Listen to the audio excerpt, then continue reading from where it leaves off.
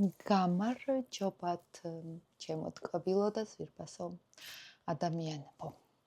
ესე იგი, როგორც იქნა, მოვედი აქამდე, რომ გადავიღო ვიდეო იმაზე, როგორი მნიშვნელოვანია სუნთქვა და როგორ უნდა ვისწავლოთ სუნთქვა. მოდით დავიწყებ ჯერ იქიდან, რომ როდესაც ჩემთან მოდის იოგაზე ახალი ადამიანი და აქვს რაღაცა საკითხები მოსაგვარებელი ჯანმრთელობაში, ყოველთვის ვეუბნები, რომ რამდენიც არ უნდა აკეთოთ ასანები, სწორი სუნთქვის გარეშე და ცხოვრების წესის გარეშე არანაირი შანსი არ არის, რომ რაღაცა გამოსწორდეს. ანუ კვების, სწორი ცხოვრების წესი არის კვებაძილი და ასე შემდეგ. მაგრამ რა თქმა უნდა, სუნთქვა ჯერ ვიწყებთ სუნთქვით რა. ანუ ადამიანი საჭმლის გარეშე ცხოვრობს უპრობლემოდ. თვეებიც კი 40 დღე, 50 დღე არ მოკვდება. წყლის გარეშე არ ვიცი რამდენი ხანი არის, მაგრამ რაღაცა ერთი კვირა გაუძლებს. ჰაერის გარეშე ვერ გაძლევს 5 წუთსაც და იხრჩობა. და ბევრი პრობლემა ცხოვრებაში არის არასწორი სუნთქვის გამო. ჩამოვთვლი ამ პრობლემებს, მაგალითად, წელის ტკივილები, კუჭ-ნაწლავის სისტემის პრობლემები, მუცლის ღრუში ქვედა მხარეს, ანუ მენჩი, რომელიც შიდა ორგანოებიც არის და მუცლის ღრუში რა შიდა ორგანოებიც არის, ამ შიდა ორგანოების პრობლემები ვერ მოგვარდება თუ სუნთქავთ არასწორად. ასევე წელის პრობლემები, რომელიც მათ შორის თიაქარი არის, ჯერ სუნთქვით მოგვარებით გვარდება, გაწელვებით, მასაჟებით და ზურგის კუნთების გამაგრებით შემდეგ. ასევე ფსიქიკური პრობლემები, როგორც არის მაგალითად პანიკური შეტევები, რაღაცა ღელვები, შფოთვა შეიძლება იყოს გამოწვეული არასწორი სუნთქვით. მაგალითად, თუ ვშფოთავთ ან რაღაცა ესეთი სიტუაცია საპანიკო და გვემართა ცხოვრებაში, ჩვენ როგორც ადამიანებს გვაქვს ესეთი ზედა სუნთქვა ირთვება, ანუ სუნთქავთ ლავიწის ძვლებით, მხრებით და სწრაფად. ეგ ბევრ რაღაცაზე არის დამოკიდებული, სამედიცინო ტერმინებით და ახსნებით არ ავხსნი მაგას ახლა. თუნდაც ვიცი როგორ მუშაობს, მაგრამ რადგანაც მედიკოსი არ ვარ, მაინც და მაინც მიჭირს ამის ახსნა. საქმე იმაშია, რომ ამ სიტუაციას და ესეთ სუნთქვას შეიძლება სხეულის ჩარჩეს ამაში გვეძაბება დიაფრაგმა, რითაც უნდა ვსუნთქავდეთ და ამ სუნთქვით, ზედაპირული სუნთქვით, როდესაც ეს მუდმივ რეჟიმში არის, ანუ წამიერ რეჟიმში შეიძლება გაქცევაში დაგეხმაროთ, ეს ადრენალინის მოზღვევა არის, შეიძლება რაღაცა ქმედებაში მოგვეხმაროს, მაგრამ ეს გამოიწვევს იმას, რომ ვიმოქმედოთ და რაღაცა ყველა ჩვენი ძალა რაღაც კონკრეტულზე იყოს მიმართული. როდესაც ეს სუნთქვა გადადის ყოველდღიურ ცხოვრებაში და არა მოდუნებულ რეჟიმში ვართ, არამედ მუდმივად რაღაცა როგორ თქვა ესეთ რთულ სიტუაციაში, სადაც თავდაცვა ან გაქცევა გვჭირდება, როდესაც სუნთქავთ ისე თითქოს ამ სიტუაციაში ვართ, ბევრ უარყოფით შედეგს მოიტანს ეგ ცხოვრებაში. მაშ სადამე მოვყვები რა არის სწორი სუნთქვა. ან თუ შეამჩნიეთ ბავშვი როგორ სუნთქავს, მოდუნებული ბავშვი. ბავშვი სუნთქავს მუცლით. რატო სუნთქავს მუცლით? ესე იგი, გულმკერდში გვაქვს ფილტვები. ფილტვების ქვევით, ჩვენი ნეკნების ქვევით გვაქვს ესეთი კუნთი, რომელსაც ეწოდება დიაფრაგმა. ამ დიაფრაგმის არსებობა ქმნის ესეთ ცილინდრს მუცლის ღრუში. როდესაც სუნთქავთ სწორად, როგორც ბავშვი, ესე იგი, ვავსებთ ქვედა ფილტვების ქვედა ნაწილი ყველაზე მოცულობითი არის, ანუ ყველაზე მეტი ჟანგბადი და ჰაერი რომ მოხვდეს ფილტვებში, მაქსიმალურად უნდა ჩავისუნთქოთ ფილტვების ქვედა ნაწილში. როდესაც ჩავისუნთქავთ ქვედა ნაწილში, ეს დიაფრაგმა, კუნთი იბერება, ჩამოდის ქვევით და ცილინდრის, რომელიც ქვევით არის, ისიც ჩამოდის ქვევით. ეს ცილინდრი, ანუ ეს დიაფრაგმა აწვება მუცელში ორგანოებს და ამოსუნთქვის დროს ისევ შეიწევა, ანუ ფილტვები თავისუფლდება და დიაფრაგმა ამოდის ზევით ნეკნებს ქვეშ. და ესეთი მოძრაობით ხდება ჩვენი მუცლის ღრუში ორგანოების დამასაჟება. უკეთესდება სისხლის მიმოქცევა ამ ორგანოებში. ასევე დიაფრაგმა მაგრდება უკნიდან ჩვენს წელთან. ანუ ეს მოძრაობა დიაფრაგმის განაპირობებს, სწორი მოძრაობა დიაფრაგმის განაპირობებს ჩვენი ხერხემლის სწორ ადგილმდებარეობას. ანუ ჩვენი სწორი ხერხემალი და ჯანსაღი ხერხემალი იწყება სწორი სუნთქვით. კიდე რა მინდა ვთქვა, ასევე როდესაც ჩავისუნთქავთ, აი აქაც არის, ჩავთვალოთ, ესეც დავარქოთ, დიაფრაგმა არ არის, მაგრამ ესეთი მოწყობილობა არის. ქვედა დიაფრაგმას, მენჯის დიაფრაგმას ეძახიან ამას, რომ ჩავისუნთქავთ. დიაფრაგმა ჩამოდის ქვევით და ეს ცილინდრი მენჯში ჩადის ქვევით. როდესაც ამოვისუნთქავთ, ქვედა დიაფრაგმა ადის ზევით, იბერება და ზედა დიაფრაგმა შედის ნეკნების ქვეშ. ესე იგი, როდესაც ვიძაბებით, ეს დიაფრაგმა იძაბება, ეჩვევა ესეთ მდგომარეობას და ვსუნთქავთ ან მკერდით, ან ლავიწის ძვლებით. ახლა რა ხდება, როდესაც ვსუნთქავთ სხეულის ზედა ნაწილით? რა შემთხვევებში ეს ხდება? მაგალითად, თუ დადიხართ ცეკვაზე, ან ვარჯიშობთ დარბაზში, ან არ ვიცი, აი თუნდაც ეს საღელვებელ სიტუაციაში ეს უფრო ზედა ნაწილი, თუ დადიხართ დარბაზში და ცეკვაში, ყველგან გეუბნებიან ისუნთქე მკერდით. ანუ ვძაბავთ ჩვენს მუცელს. ან დარბაზში, როდესაც ვიღებთ წონას, ვძაბავთ მენჯის კუნთებს, როგორც წესი, თუ დადიხართ დარბაზში, ეს გაითვალისწინეთ, რომ მენჯის კუნთი, ანუსი, უნდა ოდნავ დაძაბოთ თუ სიმძიმეს წევთ. ეგ არის მნიშვნელოვანი. და ასევე ჭიმავთ პრესს. მაგ შემთხვევაში შეუძლებელია დიაფრაგმის მოძრაობა. მაგრამ ხო უნდა ვისუნთქოთ და ვსუნთქავთ მკერდით. ამ შემთხვევაში. მაგრამ როდესაც დარბაზიდან გამოდიხართ, მუცელი უნდა მოადუნოთ. მენჯის კუნთებიც უნდა გაუშვათ, მოადუნოთ და მუცელი უნდა იმოძრავოს. უნდა ისუნთქოთ სწორად. მაგრამ როდესაც დარბაზიდან გამოდიხართ და ცეკვიდანაც იმახსოვრებთ ამ მდგომარეობას და ეს მუდმივად დაჭიმული არის. რა ხდება, როდესაც ვსუნთქავთ მკერდით? ირთვება ჩვენი კისრის და კიდე სხვა რეზერვული კუნთები, რის საშუალებითაც ხდება სუნთქვა.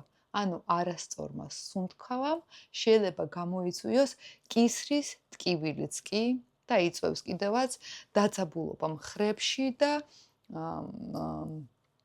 სხეულის ზედა ნაწილში, ანუ ტორსის ზედა ნაწილში.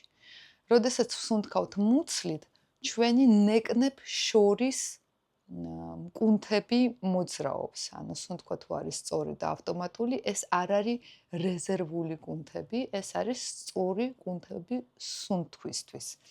რაც შეეხება იოგის მხრიდან, იოგაში ესე ამბობენ, რომ ადამიანს ცხოვრების მანძილზე აქ განსაზღვრული რაოდენობა სუნთქვის, ანუ ჩასუნთქვა და ამოსუნთქვა და ყველა სუნთქვას რო ჩაისუნთქავ და ამოისუნთქავ, რაც შენთვის განსაზღვრული არის, მაშინ მოდის სიკვდილი. ესეთი არ ვიცი სიმართლეა თუ არა, მაგრამ ესე ამბობენ. მე ვთვლი, რომ ეს არის მეტაფორა. იმისთვის, რომ ახსნას რამდენად მნიშვნელოვანი არის ჯანმრთელობისთვის სწორი და ღრმა სუნთქვა. ახლა არსებობს ეს ყოველდღიური ჩვენი სწორი სუნთქვა მუცლით, მაგრამ შეიძლება სუნთქვა უფრო ღრმა და უფრო ჯანმრთელი და ჯანმრთელად და ნელად იქცეს. ეს არის სრული იოგურის სუნთქვა, ანუ როდესაც ფილტვების მთლიან მოცულობას შეიცავს. ეს არის როდესაც ქვედა ნაწილი კარგად იბერება, კარგად ივსება ჰაერით, მოყვება შუა ნაწილი და ზედა ეს, როდესაც მუცელიც, მკერდიც, ნეკნებიც და ლავიწის ძვლები მოქმედებს, უფრო მუცელი და მკერდი. მაგრამ დღესდღეობით მინდა რომ ამ სრულ სუნთქვას დავანებო თავი და უფრო მივაქციო თქვენი ყურადღება მუცლით სუნთქვას. და რო დაჯდეთ სწორი ზურგით, ახლა გადავიდეთ ამ სწორ სუნთქვაზე, როგორ უნდა ვისწავლოთ. მაგისთვის შეიძლება წლები, არა, მაგრამ თვეები დაგჭირდეთ, რომ გადააპროგრამიროთ თქვენი თავი იმის სწორ სუნთქვაზე.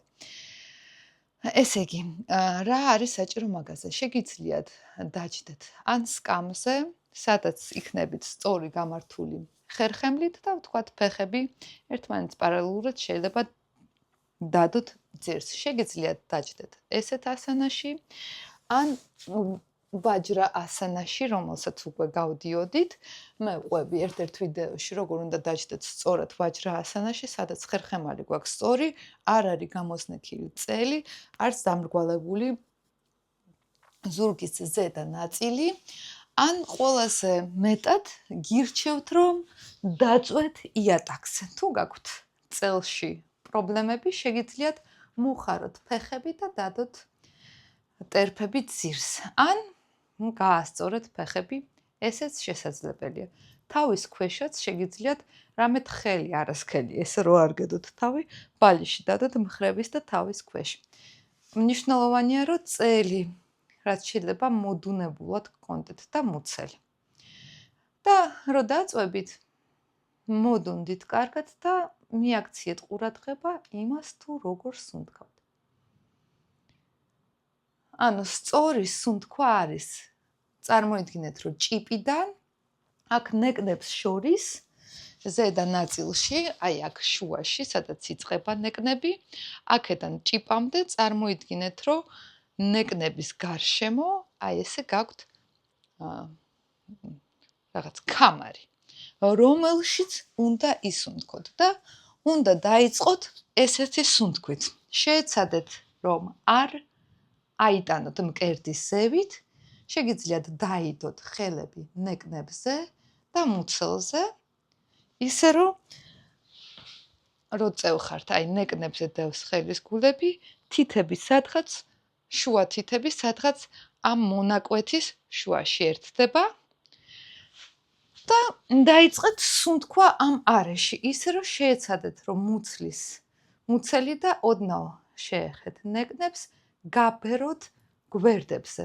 ოღონდ ამ დროს მუცელი და ნეკნები არის მოდუნებული. თქვენ აკეთებთ ამ ჩასუნთქვას, ისე რომ უბრალოდ ქვევით უშვებთ სუნთქვას მუცელში. ჩასუნთქვა შეეცადეთ ისე ქნათ, რომ ჩაისუნთქავთ. ეს დიდი შუა თითები რო ეხება ერთმანეთს ცილდება. და ამ სუნთქვაზე, როდესაც მუცელი ჩადის, ეს შუა თითები ისე ერთიანდება.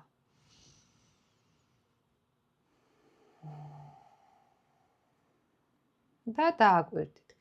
არ აქვს მნიშვნელობა, რამდენად დიდად გამოგდით ამ მუცლის გაბერვა. ჯერ უნდა იმუშაოთ იმაზე, რომ უშუალოდ ამ ადგილში ჩაუშვათ ჰაერი. თუ სუნთქავთ მკერდით ან ლავიწის ძვლებით, გაითვალისწინეთ, რომ არ აიტანოთ ეს სუნთქვა იქ და თუნდაც ცოტა იყოს, მაგრამ შეეცადეთ უშუალოდ ამ არეში ისუნთქოთ.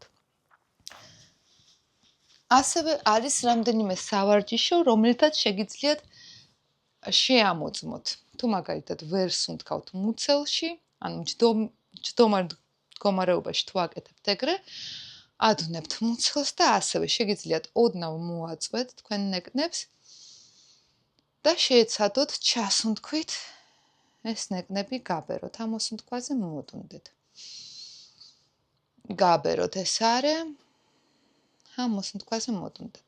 ასევე არსებობს რამდენიმე შემოწმების საშუალება, მაგალითად აწიეთ მარჯვენა ხელი, ღრმად ჩაისუნთქეთ და მარცხენა ხელით ამ მოსუნთქვაზე მიაწექით ნეკნებს გვერდზე და გამოწიეთ მარჯვენა მხრიდან ნეკნები. ეს არის სავარჯიშო. და აქ შეეცადეთ 1-5-6 სუნთქვა, ჩაისუნთქოთ და ამოისუნთქოთ ამ ნეკნებში მარჯვენა მხარეს. ყოველ ამ მოსუნთქვაზე უფრო მოაწექით და გაავარჯიშეს ეს მხარე 5-6 ჩასუნთქვა ამ მოსუნთქვის შემდეგ აწიეთ მარცხენა ხელი, ჩასუნთქვა და ამ მოსუნთქვა გაწიეთ ნეკნები გვერდზე. შემდეგ დააბრუნეთ ხელი, მოადუნეთ მუცელი და ისევ შეამჩნიეთ როგორ სუნთქავთ მუცლით.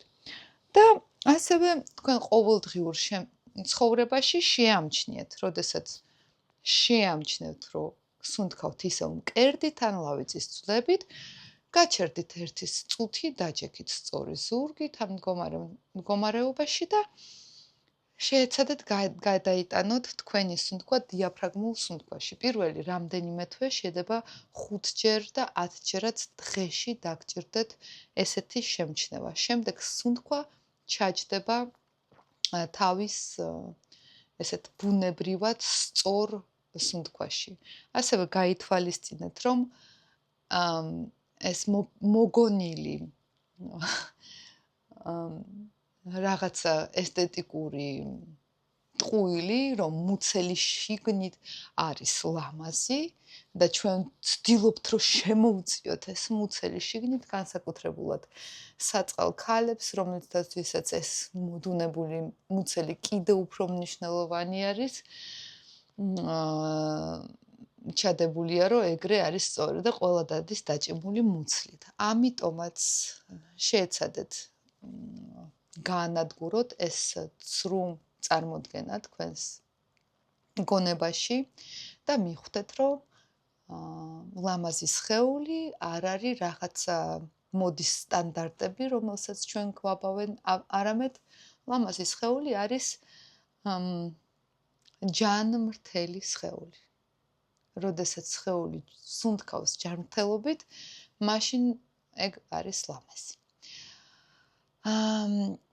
მე კიდე დავდებ სხვა ვიდეოს, სადაც უშუალოდ გავაკეთებ სავარჯიშოებს სუნთქვაზე და გისურვებთ ყველაფერს საუკეთესოს და იმედია გამოსადეგი იქნება ეს თქვენთვის.